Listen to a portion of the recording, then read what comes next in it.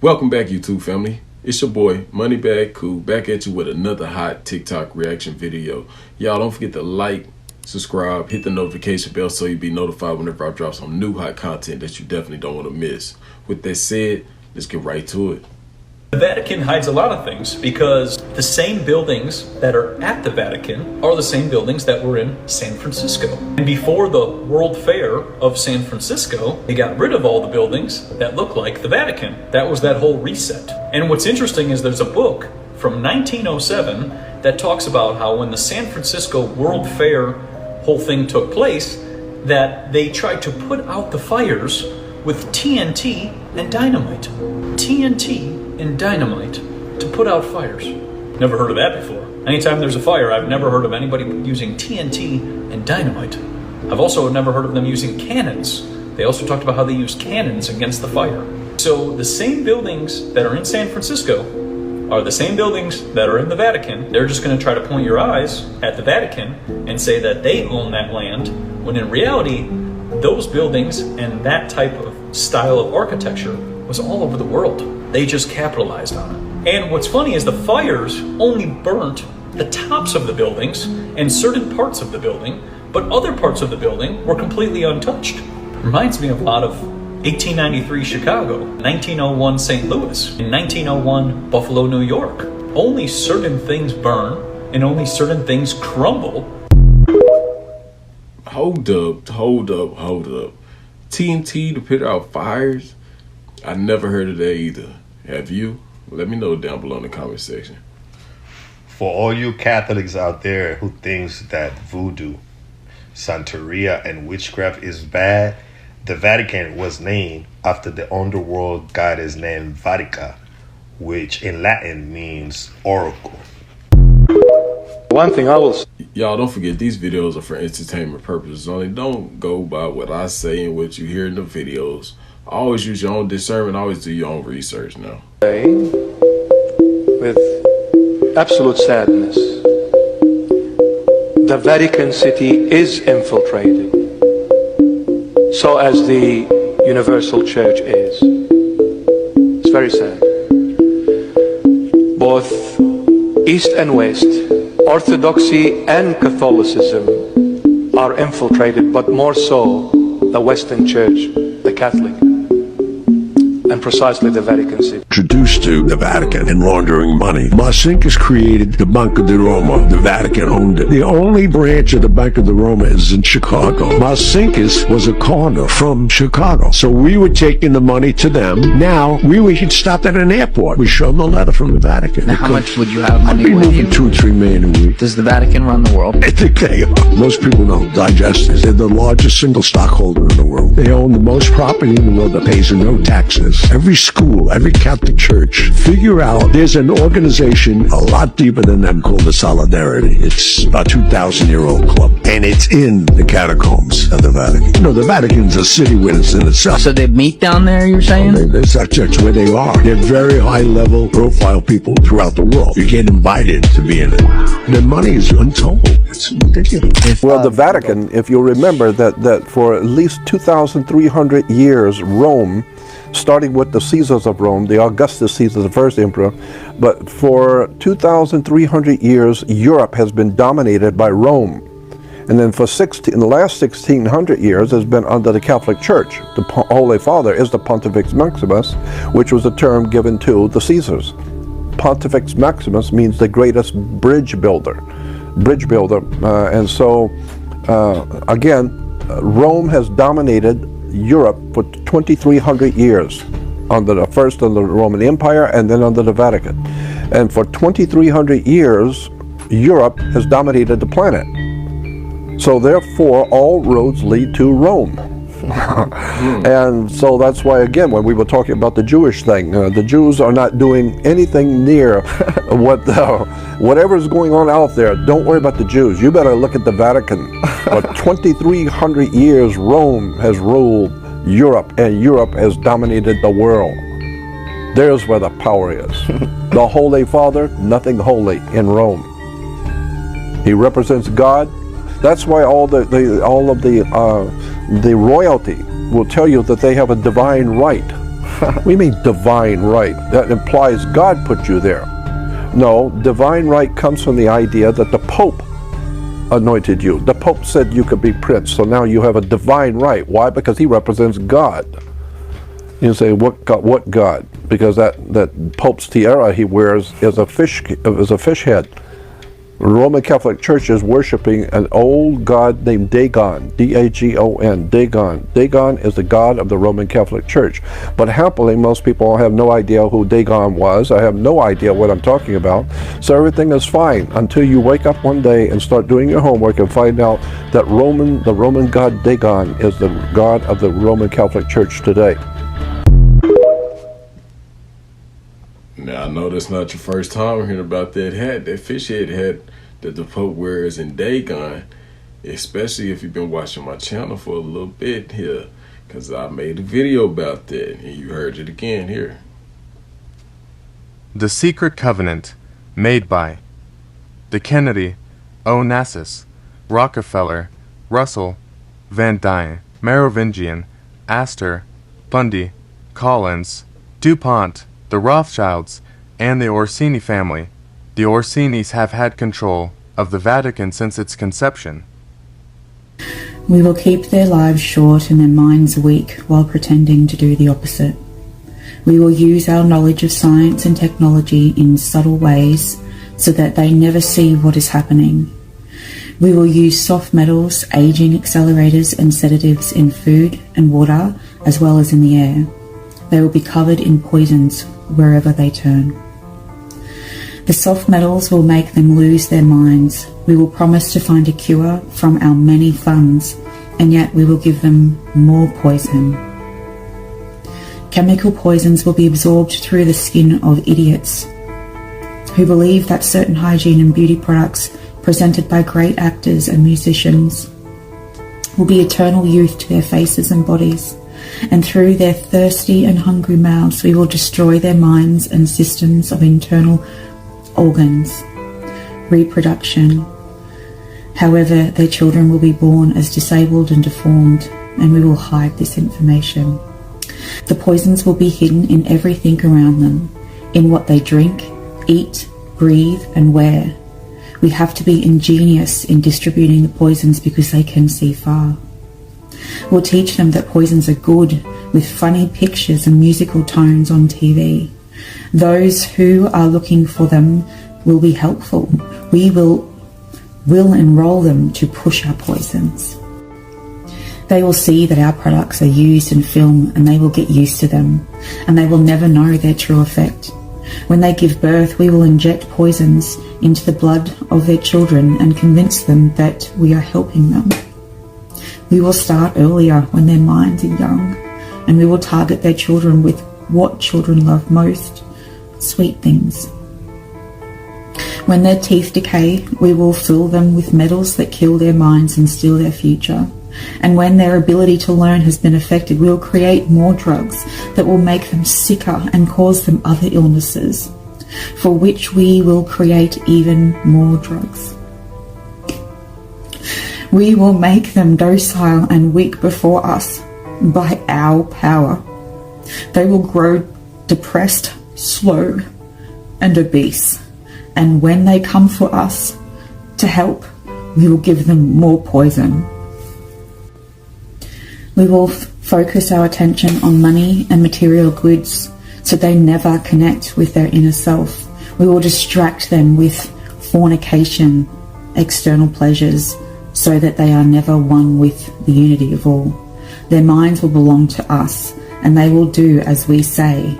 And if they refuse, we will find ways to implement technologies that alters the mind in their lives. We will use fear as a weapon. We will establish their governments, and we will establish opposition within them. We will own both sides. We will always hide our goal, but we will continue our plan. They will do the work for us, and we will prosper from their toil. Our families will never mix with theirs in our blood. It must be pure because it is. We will make them kill each other when they oppose us. We will keep them separate from unity through dogma and religion, and we will control all aspects of their lives and tell them what to think and how. We will guide them kindly and let them believe that they are guiding themselves. We will instigate animosity among them through our factions. When a light shines among them, we will extinguish it by mockery or death, whichever suits us. We will make them tear their hearts apart and kill their own children. We will accomplish this using hatred as our ally, anger as our friend.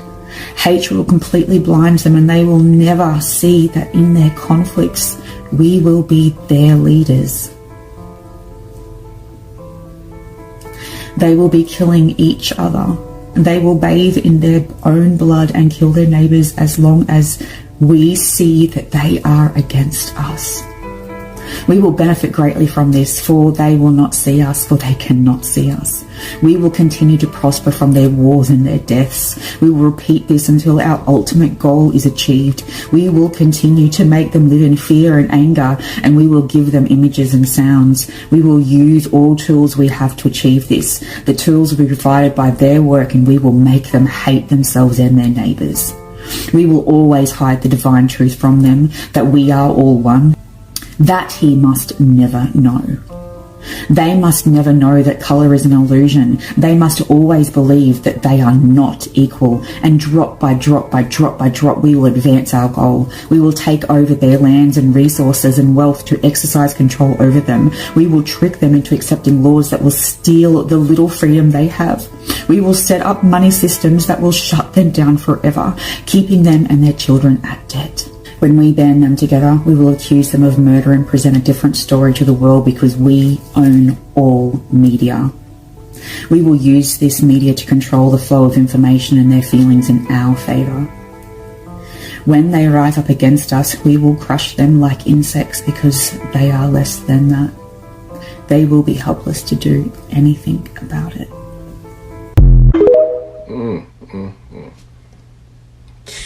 Now, let me know what you think about that. Is that something or not? What lies beneath the Vatican? Inquiring minds want to know. So the Vatican is a bastion of Christianity, and it's not necessarily the Christianity that I embrace, but that's a discussion for another time. I've been to the Vatican. I've walked through the halls. There's no heat, there's no air conditioning in the Vatican, but you will see the treasures that have been gathered through the centuries and on display in the Vatican. I'll never forget when I went into the Sistine Chapel, and you're not allowed to photograph there, and you're not allowed to say anything. So we're in there, and you're that maybe 200 people, 150 people, whatever, and you're looking up at the Sistine Chapel, and it's just mind-boggling. But are these images that we see in the Sistine Chapel, are they really Christian, or are they based in Greek mythos? Yet another discussion for another time. But what lies beneath the Vatican? That's what inquiring minds really want to know. What lies beneath in the Vatican Library? It's just hundreds and hundreds and hundreds of feet of stacks of manuscripts and books. The treasures of the world are there. And you know what? It's really difficult to access the Vatican archives. Now, some people will say, well, if you have a degree from this, that, and the other thing, and you fill out the paperwork, we'll let you in. Here's the rub. You have to know what you want. In other words, you can't go in and just start pulling manuscripts and go, wow, I want to read that. You can't do that. You have to say things like, I want to find out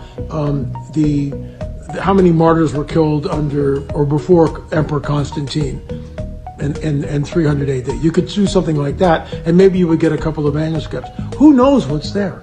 Who knows what? The point is this. Does the Vatican know about a UFO that was downed in Italy in 1930? Allegedly, that craft was given over to the US. Can we prove that? Absolutely not. Why is it that the people of the world never get to know the truth? What is the truth? Thanks for watching. I am L.A. Marzulli. When people ask how can there be 500 miles of tunnels beneath the Vatican, here ya go.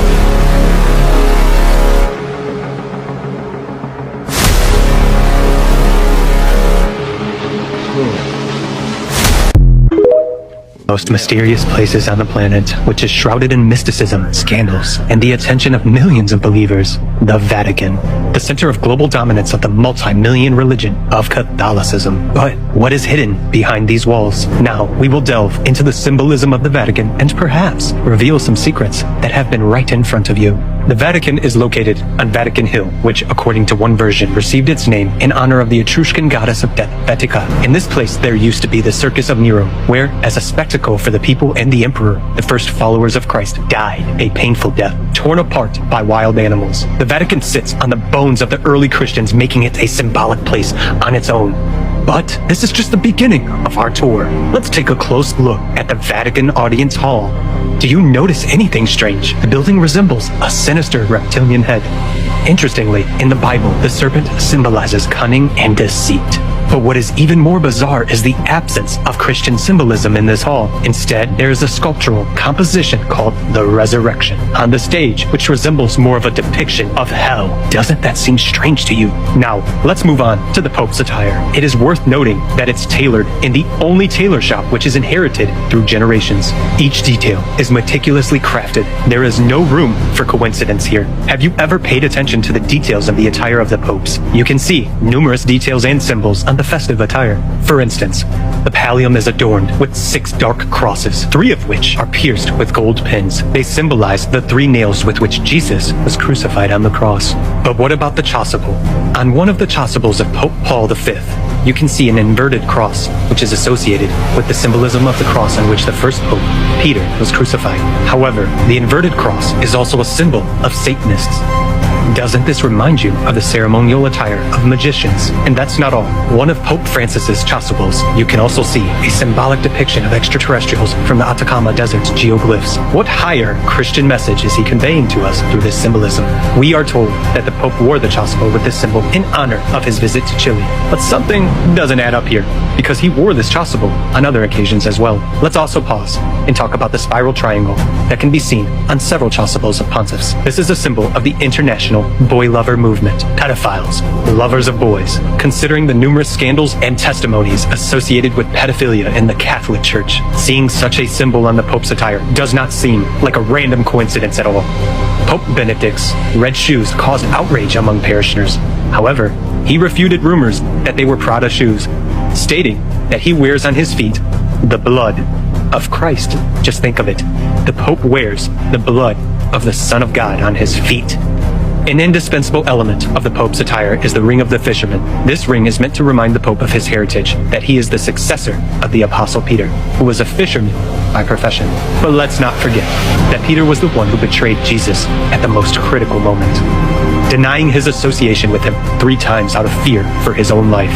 It was not just betrayal, it was a rejection of Jesus himself and his teaching. Every time a new pope ascends to the throne, he must put his lips to his new ring as a sign of humility and readiness to continue the mission of Peter. But once again, we hear about the continuation of the mission of Peter rather than that of Jesus. This makes us wonder, what are the values that are conveyed through the ring of the fisherman? Some time ago, during liturgical ceremonies, popes would wear a tiara. It is a headpiece adorned with various symbols. Originally, the tiara consisted of 2 levels, symbolizing the pope's secular and spiritual authority. Later, a 3rd level was added. The 3 levels on the papal tiara symbolize his supremacy over the entire world. On the papal tiara, the title Vicarius Filii Dei is inscribed, which is translated from Latin as Vicar of the Son of God. In Latin, as well as in Greek, certain letters have numerical values. Researchers have noted that if you add up the numerical values of the letters in this title, the result is the number 666. This even sparked a scandal. Defenders of the Pope claimed that there was simply a grammatical error in the word Vicarius. They argued that the correct record of this word would be vicarious, because the Latin language does not have the ending vs, but there is an ending us. Sort of, it was a mistake made by the ancients who didn't differentiate between the letters V and U. However, despite asserting that it was just a harmless grammatical error, no one seems to be rushing to correct it. The Pope's staff also has a symbolic meaning. It is interesting to mention that the Pontiff Paul VI made changes to the design of the papal cross. He was the first to use a staff with a curved crucifix and a distorted figure of Christ. This cross has been passed on to all subsequent popes, including Francis. According to former Catholic priest Pierre Scumpin, such crosses were used by black magicians of the Middle Ages to represent the biblical concept of the mark or sign of the beast, and they represent an ancient satanic symbol. This raises questions about the role this symbol plays in modern church symbolism and its true origin and meaning. Let's also pay attention to the coats of arms of the Catholic clergy. Does it remind you of anything? Perhaps a UFO? Yes, indeed it does. Now my question is, what do you think of the Vatican? And could the Vatican be hiding something? And if so, what do you think they're hiding?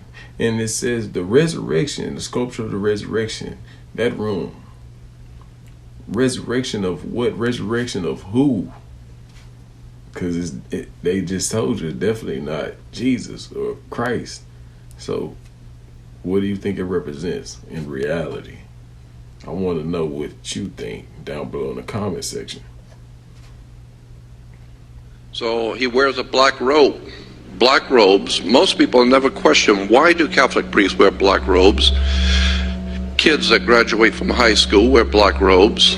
Judges wear black robes. Rabbis wear black robes because black robes represent the planet Saturn. They are a symbol for the planet Saturn. Saturn was called by the ancient people Lord of the Rings. And Saturn is Lord of the Rings. This is why women were told in the ancient world to listen to their God. And the concept was they would wear an ear ring. Men were to get married before their gods. They wear a wedding ring. Because the old ancient god of the Middle East, one of the ancient gods of the Middle East, was the planet Saturn. Saturn was directly connected to Yahweh, the Hebrew God. And so this is why even today the Jews celebrate the worship of Saturn. Saturn in the old Phoenician language was called Shabbath. Look up in the Phoenician language, you will find that the planet Saturn was called Shabbath. And his worship to honor him once a week was called Sabbath. So when the Jews are having Sabbath, they're actually paying homage to their god Saturn, Lord of the Rings. I don't know about that one, man. I think, man, don't fall for the boo-boo, man, on that one, because I thought they said Satan was Saturn, the planet they worship, and Saturn was connected. I don't know. Maybe it's mixed up. Maybe I don't know what I'm talking about. But I'm pretty sure one of you do. Let me know down below. What was the reference to Satan? Was it Saturn? What planet? Let me know down below. I don't know about that. I got to do more research on that one for sure, for sure. I am so into reading forgotten books and spirituality, and the Vatican scares the absolute crap out of me. So I've been reading this book, The Secrets of the Vatican, and there is some crazy, crazy stuff in here. I was actually raised in the Catholic Church, and I still believe in God, but there is some kind of dark energy around the Vatican, and I think we should talk about it considering the season. First of all, let's talk about the fact that the Bible originally contained more books than are currently listed in the Bible. The Bible currently has 66 books, but these are some of the names of the deleted texts from the Bible that were removed by the Vatican. And look at the names of some of them, like the Book of Giants. A lot of these books talk about mystical creatures like giants and dragons and subjects like the apocalypse. And it's just like, why would you take them out? The Vatican Secrets book also talks about these 3 children from Portugal who claim that they witnessed the presence of the Virgin Mary. Mary gave each of them a secret. The 3rd secret was given to the youngest child, Lucia. This is her here as an adult, but it was never revealed until the Pope begged her. She sealed it in wax and gave it to him and said, do not open this until 1960. And the secret was apparently about the end of the world. She said that it was the persecution of Christians that would eventually cause the apocalypse. There's a section of the book that talks about the Vatican's proof of aliens. So apparently, if you've heard of the Anunnaki, which is a race of aliens, the Vatican apparently has proof that they exist. Not only that, but that they were the ones responsible for the massive structures built in Egypt, which is interesting when you consider this structure, St. Peter's obelisk in Vatican City, that was actually brought there from Egypt by someone from the Vatican, and it was used as the point of unaliving Christians at the base. Look it up. Not only that, but this book also talks about the fact that there is a mass graveyard underneath Vatican City from the Roman Empire that contains millions of bodies of pagans. All of this is interesting, especially when you consider the fact that in 1978, this Pope, John Paul I, was elected, and he didn't like what he saw in the Vatican. So he announced his plans to unveil a lot of the dark things that were going on. And then just 33 days later was found deceased, apparently by a heart attack. And he was found by another priest at the Vatican. Is this conspiracy or is there something to this? Let me know what you think in the comments and follow for more like this.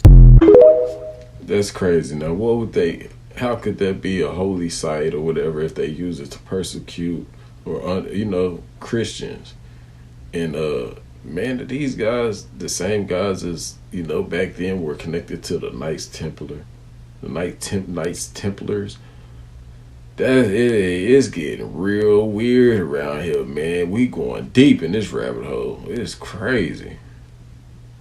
What happened to this religious vessel, and why do some people believe the Vatican is hiding it? Straight out of the Da Vinci Code, it's a fascinating theory. During the climax of the Siege of Jerusalem in 70 CE, the Roman army ransacked Jerusalem and the Second Temple, a scene immortalized on the Arch of Titus. Soldiers delivered loads of stolen Jewish treasures to Rome, the priceless menorah chief among them. This takes us to the Vatican theory. The 12th century Spanish Jewish traveler, Benjamin of Tudela, recorded in his diary that the Jews of Rome knew the menorah and other temple treasures were stored in a cave beneath the Roman church. Incredibly, a 1291 mosaic claimed the Vatican not only possessed the menorah, but the Ark of the Covenant. The Israel Antiquities Authority even sent a team to search the Vatican storerooms and found zilch.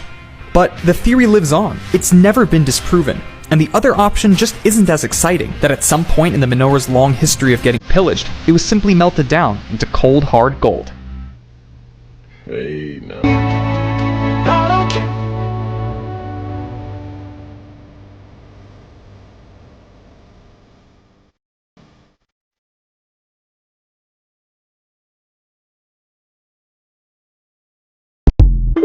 Chronovisor. Now, did you know why they said that?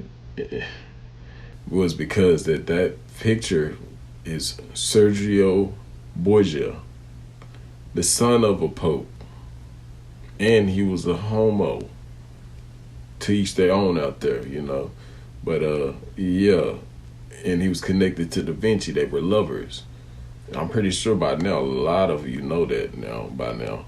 But if you didn't, let me know in the comment section. Say, comment, hey, I didn't know that. Is a conspiracy that involves the Vatican. This man, who was a monk, Pellegrino Ernetti, he had this skill set restoring old chants, and he was heard his father's voice, and he's like, that sounds like my dad. This frequency that was coming in, like interrupting the chant. He heard his father talking about shining shoes. He's like, that is my father. He was a cobbler. It was like they're able to tap into this whole past life. So that got Pellegrino to start doing research into what he called residual energy. He theorized that light and sound from past events continue to exist as forms of energy that could be detected. Whoa. He went back, and there was this old Roman play, only a few fragments remained. He went back and was able to watch the whole play and write down the entire play. Dude. They went to the Pope with it, and the Pope said, you have to get rid of it. He said, this is way too dangerous. Supposedly, they dismantled it, but there's a lot of people theorizing that the Vatican still has it, they still use it, and potentially the CIA is involved in it too. They would have to be. If that thing's real, the knowledge that they can gain with that. Now, have you heard of Father Pellegrino in the Chronovisor?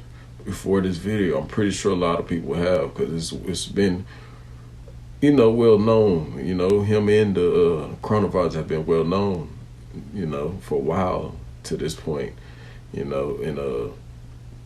Why would the Pope think it was too dangerous? Why would he think it was dangerous? Could that reveal some lies or some truths that were, hidden, or some lies that were hidden, from the past that they've been putting out? Let me know. I know that's definitely a mind boggler if you really think about it. The Chronovisor was invented by Father Pellegrino Ernetti in the 1950s, an Italian priest who claimed that the device allowed him to see and hear events from the past. Ernetti collaborated with a team of scientists and technicians to build the Chronovisor, which allegedly used a complex system of antennas and cathode ray tubes to capture and display historical events. There are claims that it was used to witness the crucifixion of Jesus Christ and the last words of Napoleon Bonaparte. Ernetti's own conflicting accounts of the device's capabilities have cast doubt on its existence. Despite the mystery and skepticism surrounding the Chronovisor, its story remains an intriguing part of scientific and technological history. Do you believe the Vatican might be hiding this secret in the shadows? Fragments of Peter. St. Peter, the foremost apostle of Christ, is a towering figure in Christian theology. His significance to the Roman Catholic Church is undeniable, often regarded as the first pope and the rock upon which Christ declared his church would be built. But beneath St. Peter's Basilica, deep within the Vatican grottos, lies a mystery that has perplexed theologians, historians, and archaeologists for centuries. The bone fragments believed to belong to the very apostle himself. The story of these relics began in the mid-20th century when excavations beneath the basilica, initiated by Pope Pius XIV, revealed a complex of ancient tombs and mausoleums. These structures, predating the basilica itself, provided a tantalizing glimpse into early Christian history. Amidst these relics of the past was an unassuming shrine bearing the Greek inscription Petros Eni, translated as Peter is here. This discovery set off a flurry of speculation and investigation. Could these bones genuinely belong to St. Peter? Were they interred right beneath the altar where millions of believers had come to worship? The initial examinations were promising. The bones belonged to a robust man in his 60s or 70s, fitting the presumed age of Peter at the time of his martyrdom. They also dated back to the 1st century AD, aligning with the apostles' lifetime. These tantalizing pieces of evidence seemed to provide a partial affirmation, but doubts remained. One of the significant controversies surrounding the bone fragments is their fragmented state. They were not found as a complete skeleton, but rather as scattered fragments, leading skeptics to question their authenticity. Some argue that if these were indeed the relics of so revered a figure, they would have been preserved with greater care. Further fueling the mystery is the manner of St. Peter's death. Tradition holds that Peter was crucified upside down, a final act of humility, deeming himself unworthy to die in the same manner as Christ. But the fragments provide no conclusive evidence of such a fate, leaving the door open to myriad interpretations. Number 4. The Ghost of the Borghese Gallery. The Borghese Gallery, with its stunning collection of artworks from masters like Caravaggio, Raphael, and Bernini, is one of Rome's crowning jewels. Yet, amidst the splendid paintings and statues lies a spectral tale that adds a haunting dimension to the gallery's historical allure. This tale speaks of a phantom whose presence has been whispered about for centuries, the ghost of the Borghese Gallery. This ethereal apparition is believed to be none other than Princess Pauline Bonaparte, the favorite sister of Napoleon Bonaparte. She was the wife of Camillo Borghese and is immortalized in marble by Antonio Canova in the gallery. This magnificent statue, Pauline Bonaparte as Venus Victrix, portrays her reclining gracefully, embodying both her alluring beauty and her audacious spirit. Visitors to the gallery have reported eerie occurrences around this very statue. Some speak of a sudden drop in temperature, while others claim to have felt an invisible hand lightly brush against them. There have been numerous accounts of visitors catching a fleeting glimpse of a figure resembling Pauline, drifting silently amidst the artworks, her gaze melancholic and distant. Local lore adds depth to this haunting. It's said that Pauline, in her lifetime, had an insatiable desire for beauty and eternal youth. Her statue, a tribute to her eternal beauty, is believed to anchor her spirit to the gallery. Her apparition, some claim, roams the halls in a never-ending quest for admiration, much like she sought in her earthly life. Adding to the spectral atmosphere is the faint aroma of roses that many have reported smelling near the statue, especially during late hours. Pauline was known for her fondness for rose perfumes, and this scented clue further cements the belief in her lingering presence. A haunting episode that bolstered the legend took place in the early 1900s. A night guard, during his routine rounds, reportedly heard soft whispers emanating from the room housing Canova's masterpiece. Curious, he approached, only to witness the statue of Pauline slowly turning its head towards him. Overwhelmed with terror, the guard fled and refused to return to the gallery after dark. This incident, passed down through generations, has added a chilling chapter to the ghostly lore. Number 5. Nostradamus' lost predictions. Nostradamus, the 16th century French seer, has left an indelible mark on history with his mysterious quatrains, prophecies that have been scrutinized, interpreted, and debated for centuries. While many of his predictions are well documented, there is a persistent legend that suggests a collection of his prophecies is concealed within the secretive walls of the Vatican. The story starts in the late 1500s, shortly after the death of Nostradamus. Rumors began circulating that not all of his writings had been made public. A manuscript, differing from his published collections, was said to have been dispatched to Rome. This document, believed to contain some of his most explosive and detailed predictions, was allegedly deemed too controversial and destabilizing by church authorities of the time. This lost manuscript, as legends suggest, contains predictions that directly reference pivotal events in church history, including the schisms, controversies, and even potential scandals that would unfold over the subsequent centuries. The prophecies are believed to be more explicit than the typically cryptic quatrains Nostradamus is known for, making them more accessible and, therefore, potentially more dangerous in the wrong hands. While the Vatican has never confirmed the possession of such a manuscript, several curious events have added fuel to the speculative fire. In the 19th century, a scholar claimed to have come across references to this secretive document in the diary of a cardinal from the 1600s. The diary detailed the cardinal's discomfort and unease upon reading the forbidden quatrains of the seer. Another tantalizing clue comes from a defector of the church in the early 20th century. In hushed circles, he whispered of a forbidden library within the Vatican, a place where heretical texts and controversial documents were kept away from prying eyes. Among these, he claimed, was the lost manuscript of Nostradamus, heavily annotated and studied by a select few.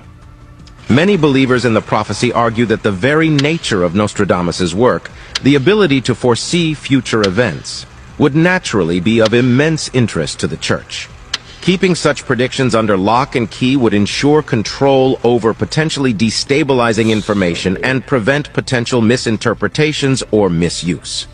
Now, Vatican, they have a lot of fucking... Man, if that don't make your mind wonder, I don't know what will. Let me know what y'all think about the Apostle Peter's bones, though. Do y'all think they're real, or do you think they're fake? And especially, what do y'all think about the Nostradamus predictions? Do you think they have some truth to them, or do you think it's just a bunch of made-up BS? Let me know. Luciferian shit. Look at the resurrection. Look at the sculpture of the resurrection. Pull that up, the sculpture, and you tell me if that's Jesus. Look up this is in the Vatican Cathedral. Okay. The sculpture of the resurrection. Eddie, have you ever been? It does not look like Jesus. Eddie, have you ever been to the Vatican? I've seen a lot of videos on it. You should go. You should go. It's amazing. Just to see it. It's pretty fucking I'm sure it's fascinating. drinking the blood of Christ and eating his flesh. Look at this is their main church. That does not. That's supposed to be Jesus right there. This is supposed. It looks like a Slayer album cover. Well, that looks like Hella Waits. It's an artist rendering. That looks like Hella Waits. Slayer right there. So they're saying. Pull up the. So this is supposed to represent the resurrection of Jesus. What you think? Deep within the Vatican walls, a treasure trove of ancient Egyptian artifacts has been kept under lock and key for centuries. The collection is a mystery that has drawn in scholars, historians, and curious adventurers from around the world. But what is it about these relics that has drawn them to the Vatican, and what secrets might they hold? As you make your way through the dimly lit halls of the Egyptian Museum, you can't help but feel a sense of excitement building within you. Each object seems to hold a story, a piece of history waiting to be uncovered. The intricate hieroglyphics etched into the walls, the beautifully crafted sarcophagi, and the ornate amulets and jewelry all speak to a time and a culture that is both fascinating and mysterious. But as you delve deeper into the collection, you begin to realize that there is more to these artifacts than meets the eye. Could there be secrets hidden within these ancient texts, secrets that could change the course of history or reveal the truth about our world? Rumors have long circulated about the Vatican's collection of Egyptian artifacts, with some suggesting that there are texts that contain forbidden knowledge. ancient spells and incantations that hold the power to change the world. Others claim that there are artifacts that have been deliberately kept from public view, for fear that they might reveal something that would shatter our understanding of history and the world we live in. Do the artifacts kept here expose the extraterrestrial secret of our distant past? And yet, despite the mystery and intrigue that surrounds these relics, the Vatican has kept its secrets well guarded. The collection of Egyptian artifacts stored within its walls is a testament to the enduring fascination and allure of ancient Egypt.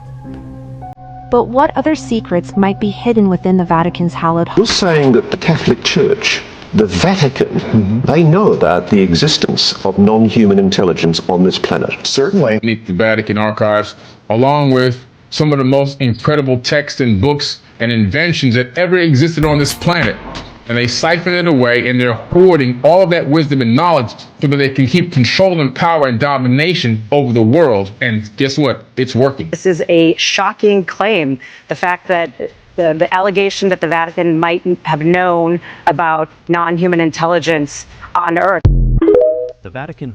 No, I don't think no one person, one organization should be over any mass amount of information, especially secret information or secrets that the whole world should know. Man, I think the whole world deserves to know what's really going on, deserves to know this information and these secrets.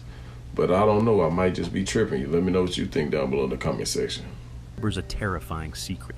The preserved head of a nun, a relic hidden for over 300 years. In 1742, Sister Josephine Rosenthal inexplicably appeared pregnant, though she was a virgin.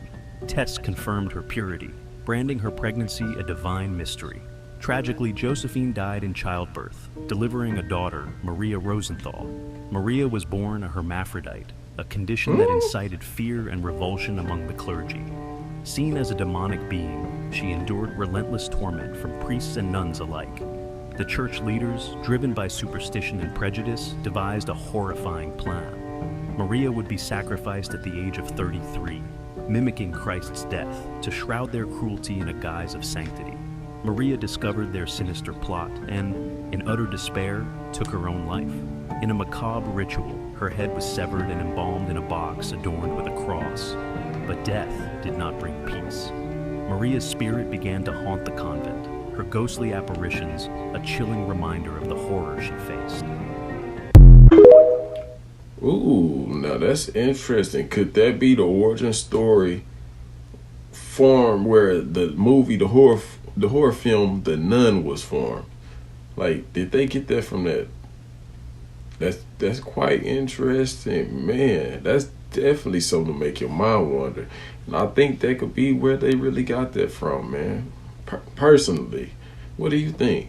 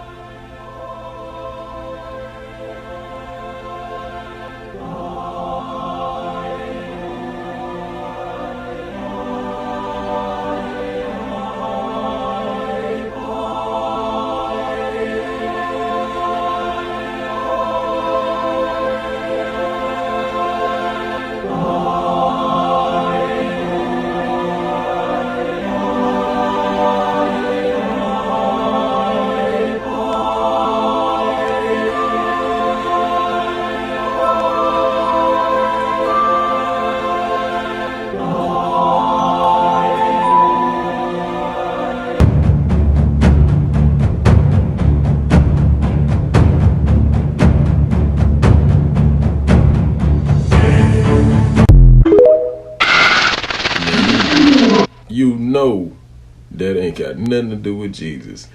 That look like a fallen angel to me personally, man, but I might just be tripping or seeing things, right? Nah, I ain't seeing things. But that's the fallen angel in my opinion.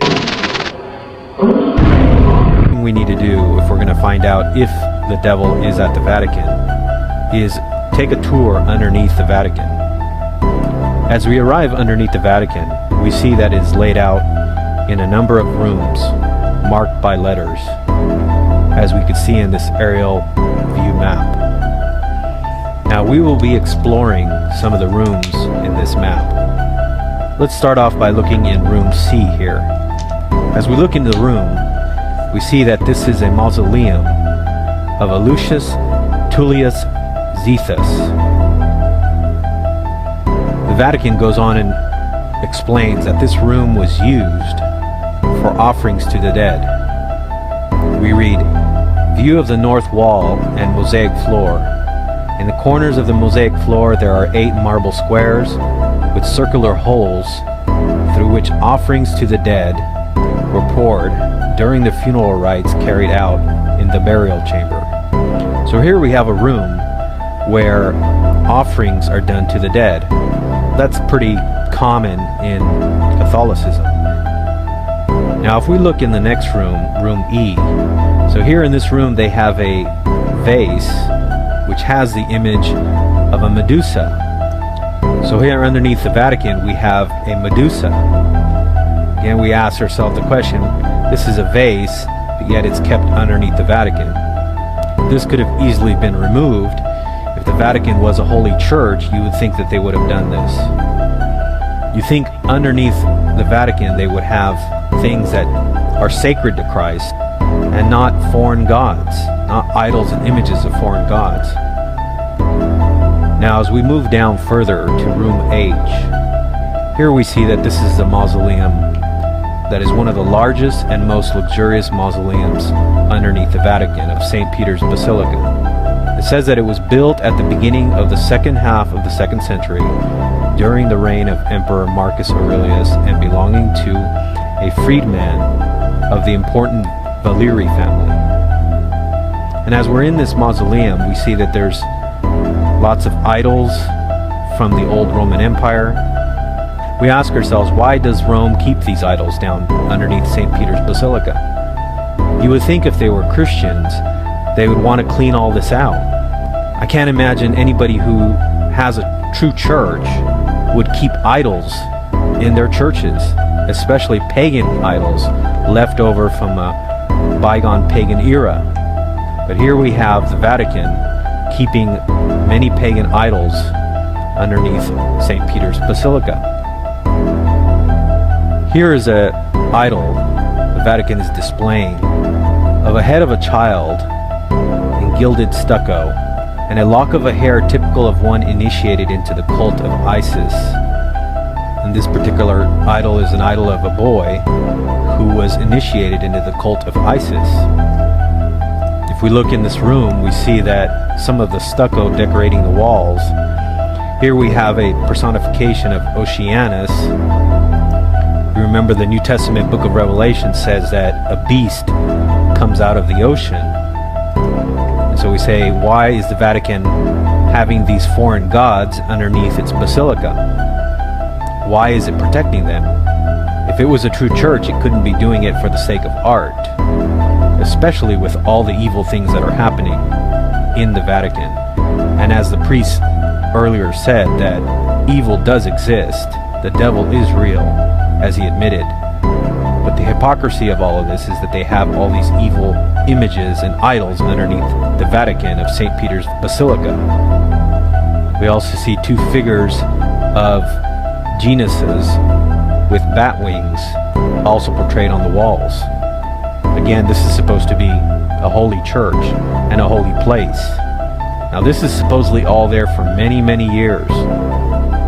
As we move into the next room, room I, the details of the mosaic floor with Mercury and Pluto's chariot, they go on and explain that this theme is an explicit reference to the overcoming of death and the return of the afterlife.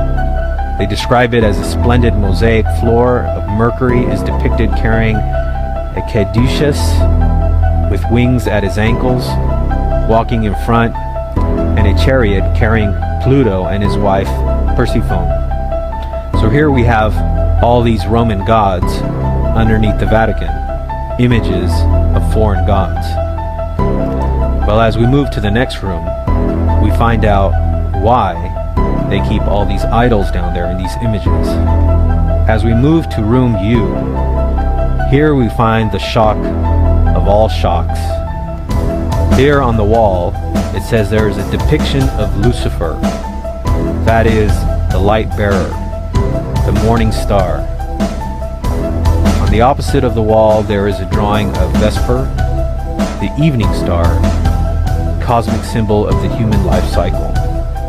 We find out that when we get to room U, here we have a clear depiction of Lucifer underneath the Vatican at St. Peter's Basilica. We ask ourselves, why are they keeping this image of Lucifer underneath the Vatican? Again, you would think if you're a Christian church, you would not want to have any of these images. Now we know that they'll go on and say, oh, well, we're saving it because it's a UNESCO heritage site or something like that. This is always their excuse, saving it for the sake of art. But for the true Christian, this is not an excuse, because we know if you're giving glory and propaganda to false deities and false pagan gods, what are you doing?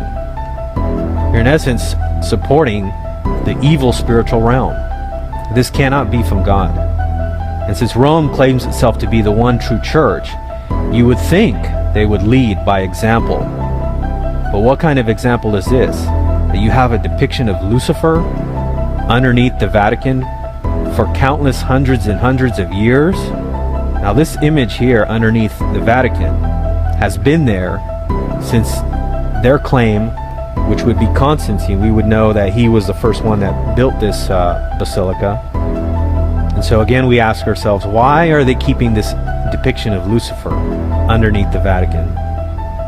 Well, we think the answer for why all these images, idols, are kept underneath the Vatican is because what we're dealing with here is we're dealing with an apostate church that has always been apostate, and even now as it is filled with Freemasons. And so we know that the reason why they're keeping all of this there now, and they're actually revealing this on their internet website, is because they want people to see this. They want people to see what they're really all about. For the masses who believe that Rome is still a pure church, they don't mind deceiving them into believing that they are still a Christian church. As you go down underneath the Vatican, down into the next rooms, they will try to convince you on this tour that you take that Peter is buried down there in one of the rooms, and that this gives credence to following the Pope. But we ask the question, why would you want to follow a Pope who has all these evil things underneath his church? It's very clear by this depiction of Lucifer that the devil is in the Vatican. He's hidden way down underneath the Vatican at St. Peter's Basilica. Now, if you are a Catholic and you are watching this video, we want to encourage you to come out of that church. As you can see from these images and these idols that are kept underneath your church, we would hope that you would soberly think about these things and ask yourself the question, if my church is a true church, why is it promoting these things? Why does it even want people to see these things? We would hope that you would hear the exhortation of Revelation 18, verse 4, where it says, "And I heard another voice from heaven saying, 'Come out of her, my people, that you may not participate in her sins, and that you may not receive of her plagues, for her sins have piled up as high as heaven, and God has remembered her iniquities.'" And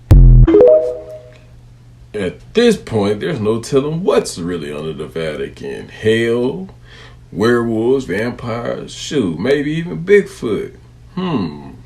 That's definitely something to think about, right? Maybe even giants.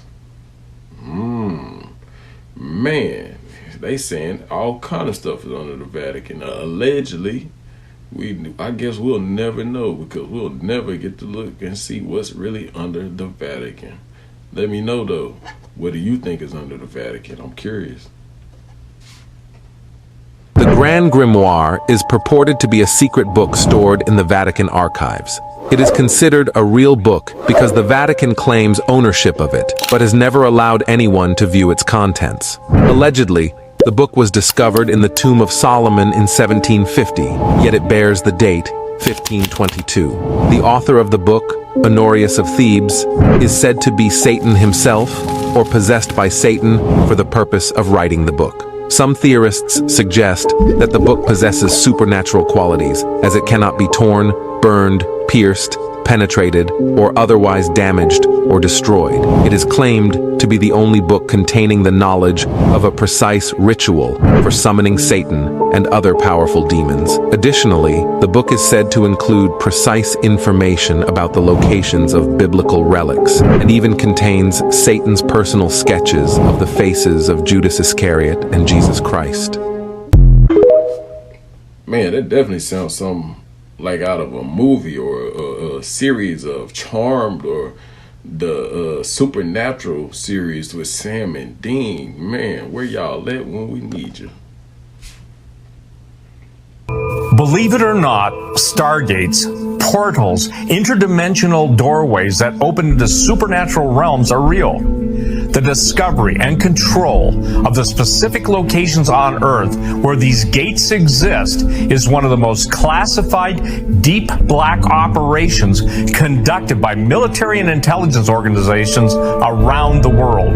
The sorcery associated with accessing and opening these gates was the most dangerous and destructive knowledge given to mankind by fallen angels. Legends of gateways and portals opening to both heavenly and hellish realms frequently appear in the tablets, scrolls, and scripts of the ancient world, including both the Old and New Testaments of the Bible. We wanted to examine whether or not it is a biblical premise that there are specific locations on the earth where there are gateways or doorways, vortexes, that connect supernaturalism with the physical world. And once we started looking at whether or not that is biblical, it was amazing how it just kind of opened up in the scripture. And now we started seeing everywhere, right? Genesis 28, Jacob has a vision and he sees, now in the King James Version of the Bible, it's called a ladder. But the Hebrew there is very interesting in that it seems to describe a spiral. So was it like a spiral staircase? That's what some people have suggested, but others have said a vortex, which happens to be kind of an international symbol that you find across all cultural barriers as a symbol of a vortex, right? But in any case, Jacob sees angels ascending and descending from heaven. He comes out of that vision. He is so shook up because this is so vivid that he gets out anointing oil. He's trembling, right? And he anoints the entire place, but he says something very important. Now, a lot of people say that he said, this is the house of God. But if you read that in the Hebrew, that's not what he says. He says there is a gate here to the house of God. There is a gateway, a doorway here. Well, we found that once you started thinking about that concept, it spanned from the Old Testament through the New Testament. Jesus arrives, he's talking about the windows of heaven and how from henceforth you'll see the windows of heaven open and angels ascending and descending upon the Son of Man. It's an Old and New Testament principle. Now, we also found that, like the Apache Indian have done, the scripture often combines the location of these gateways to mountainous regions. Remember how Moses, whenever he's going to meet with God, he has to go to the top of the Mount Sinai. Look at how when Jesus returns, it says his feet will touch the top of the Mount of Olives, and then he will descend down to the earth. In the apocryphal book of Enoch, it talks about the 200 watchers that descended in the days of Jared. But how do they come down? They come down from the top of Mount Hermon, down into the valley of the plains, and then they begin their illegal activity. Jesus later, years later, is standing at the base of Mount Hermon. He is standing there with his disciples in Caesarea Philippi, and that's the location where the Greeks, by that time, had built mystical doorways into the base of that mountain, and actually in commemoration of the legends that dated back to the watchers descending on that mountain. And it's there where Jesus is standing with his disciples, and he says, the gates of hell will not prevail against my church.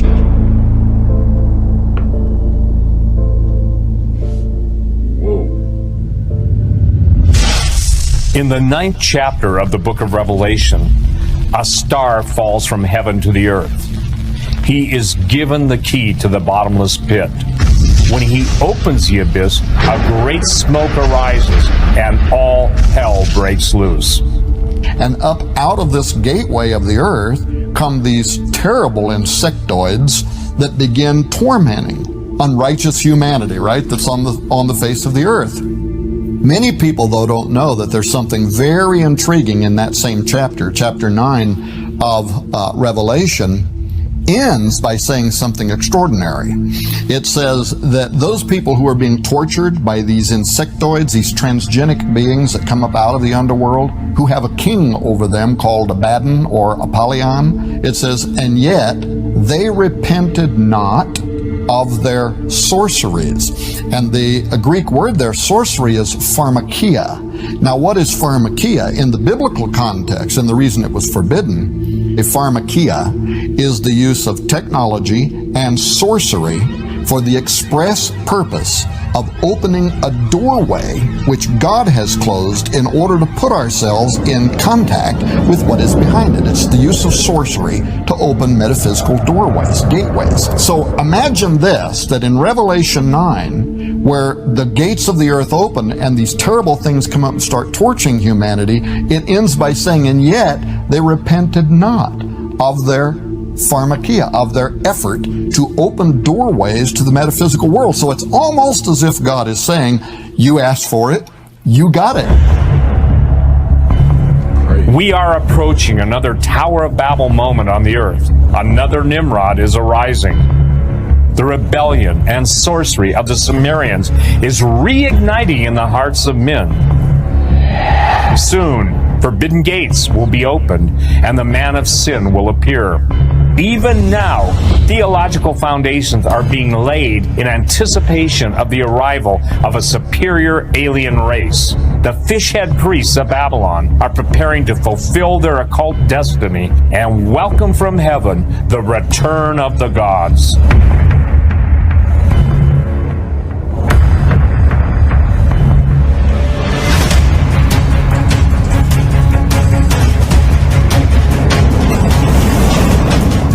Those who control the past determine the future. The reality of the pre-flood age has been concealed, covered over, and covered up, so that the truth of prehistory will remain forgotten, and the world will be doomed to repeat it. God said that his people are destroyed for lack of knowledge.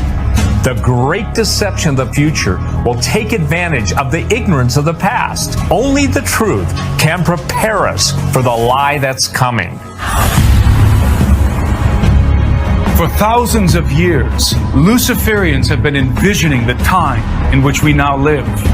The consummation of their ancient plan is finally drawing near.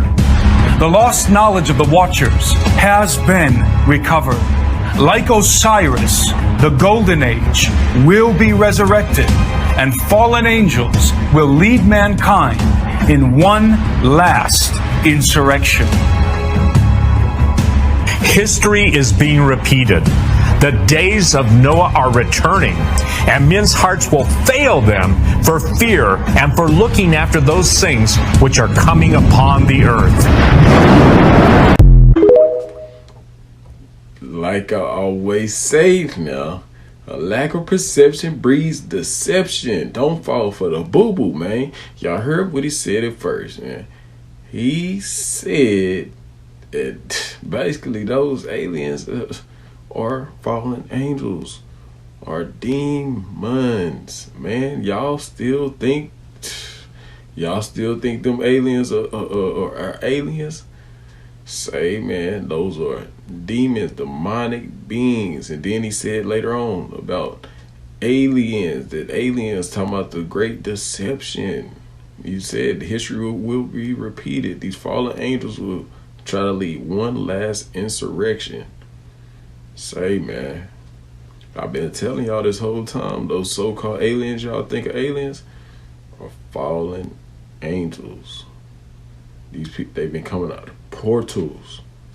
Come on now, wake up, get your eyes open, not keep them wide shut, eyes open, pay attention. The Vatican is secretly preparing for the arrival of alien saviors. As crazy as that sounds, the exotheology is already being drafted.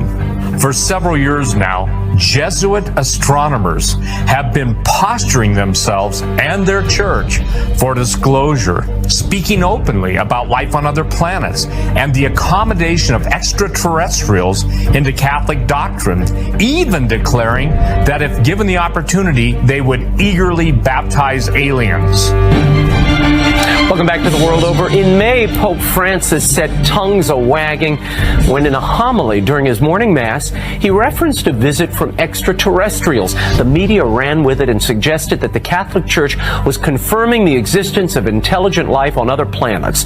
Joining us tonight is a man who has literally pondered the mysteries of the heavens as part of his job. He is an astronomer at the Vatican Observatory and the president of the Vatican Observatory Foundation, a Jesuit, and the co-author of the new book, Would You Baptize an Extraterrestrial?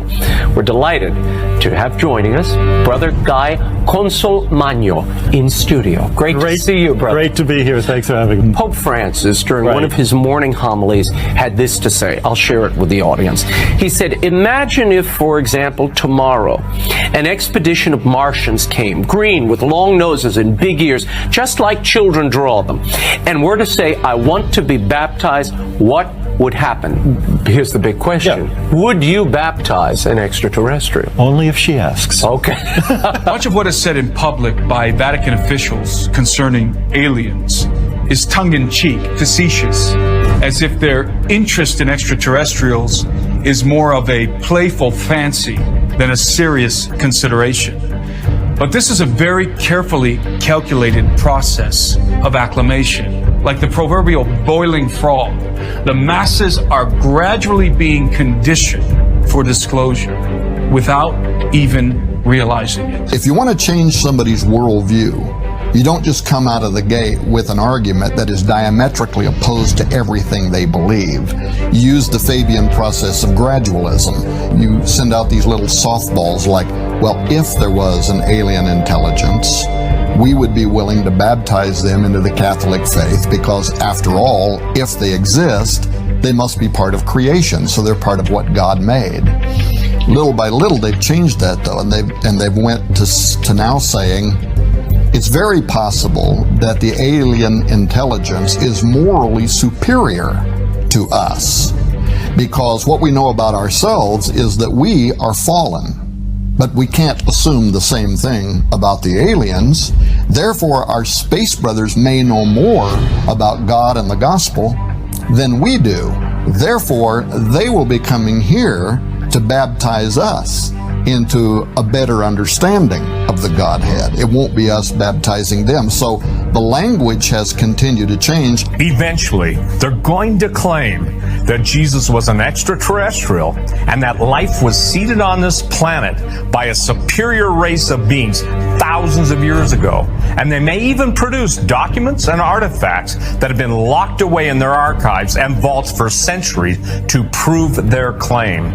We're talking about the greatest deception in history, and many Christians are going to fall for it because it will be so cunningly integrated into a biblical context and backed up with physical evidence. What we know is that right now, some of the Opus Dei level theologians at the Pontifical Academy in Rome, as well as the Pope's University in Rome, are working on doctrine that very specifically has to do with religious information of an extraterrestrial source and what the impact of that might be on faith on earth. For instance, Father Giuseppe Tanzelloniti is an Opus Dei level theologian. He works at the Pontifical University, the Pope's University in Rome.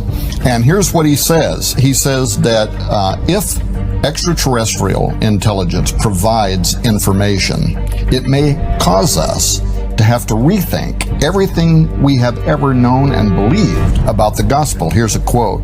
He says, it would not immediately oblige the Christian to renounce his own faith in God simply on the basis of the reception of new unexpected information of a religious character from extraterrestrial civilizations, but that such a renunciation could come soon after, as the new religious content originating from outside the earth is confirmed as reasonable and credible. Let me insert here, I have no idea how you would be able to confirm extraterrestrial information that's going to alter the gospel would be reasonable and acceptable, incredible. I don't know what that process is, but let me keep going.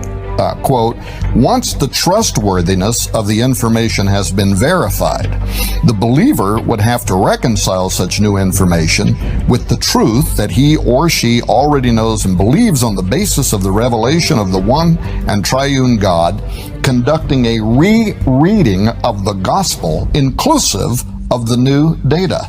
They seem to be preparing themselves.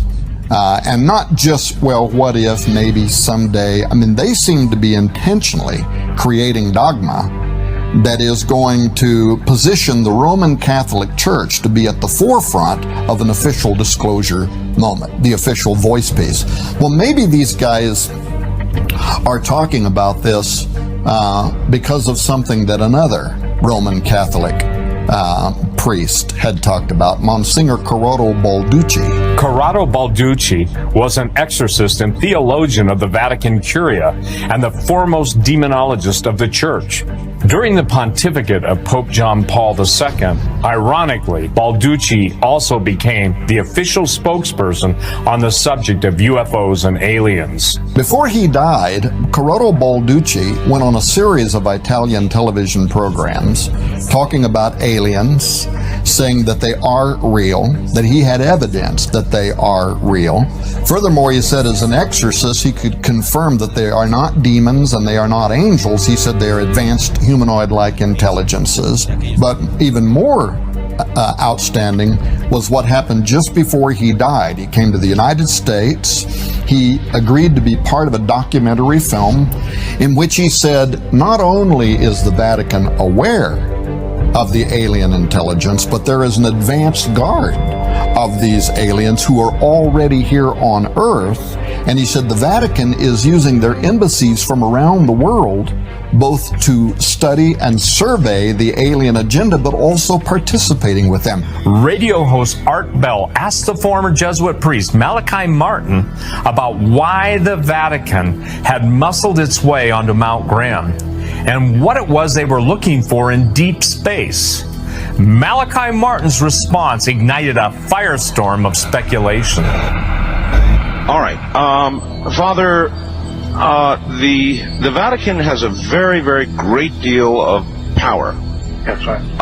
We've talked about it. They have, whether they admit it or not, a great deal of political power all around the world. Mm-hmm. One of the things that they did fairly recently was they muscled, and I do intend to use that word, they muscled their way onto a mountain in Arizona, Mount Graham, and they built an observatory on Mount Graham in connection with an Arizona university. Yeah. However, the Vatican has the larger part of the control of this observatory, looking at deep space things. That's right. Now, why would they have done that, Father? Because the attitude, mentality amongst those who at the higher levels, the highest levels of Vatican administration and Vatican geopolitics know that now knowledge of what's going on in space and what's approaching us could be of great import in the next 5 years, 10 years. Carefully and well chosen words, Father. Thank you. This guy was no Johnny-come-lately. Malachi Martin worked under 3 popes, was favored by them. He was a formidable polyglot. He could speak 17 languages, and he could translate most extinct languages. He was the first guy that broke the news about how hundreds of young boys were being molested by what he called Luciferians, satanic priests, that he said reached all the way to the highest levels of the Vatican, among the College of Cardinals. And at the time, you know, Jesuits and others were saying he's a Don't fall for the boo-boo, man. Only the ones with discernment and the perception, the sight of perception to see will not be deceived. Never forget that, my friend. Never forget that. It's been a good one. Man, I enjoyed the company. I hope you enjoyed the video and the content. Y'all don't forget to hit that like button on your way out. It's your main man, MoneybaggCoo. I'm out, man. Holla. Y'all take it easy.